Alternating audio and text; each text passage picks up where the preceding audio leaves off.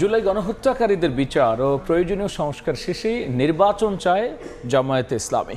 বিকেলে রাজধানী মিরপুরে জামায়াত আয়োজিত গণসংযোগ কর্মসূচিতে যোগ দিয়ে দলটির আমির ডাক্তার শফিকুর রহমান একথা জানিয়েছেন। বিচার ও সংস্কারের আগে নির্বাচন জাতি মেনে না বলেও এ সময় উল্লেখ করেছেন জামায়াতের আমির। ভয়াবহ ফেসিবাদের থাবা আমরা দেখেছি গত বছর জুলাই আগস্ট মাসে। তারা শেষ পর্যন্ত মানুষ খুন করে করেই বিদায় নিয়েছেন। আজকে তাই সব দিক থেকে আওয়াজ উঠেছে, খুনিদের বিচার চাই। আমাদের সমাজে অনেক আবর্জনা তৈরি হয়েছে এবং এই আবর্জনা তৈরি করেছে রাজনৈতিক দলগুলা ক্ষমতায় গিয়ে। আমরা ওই আবর্জনাগুলা সংস্কার চাই। এই দুইটা জিনিস সম্পন্ন করেই আমরা নির্বাচন চাই। এই দুই জিনিস ছাড়া নির্বাচন এদেশের জনগণ মেনে নেবে না।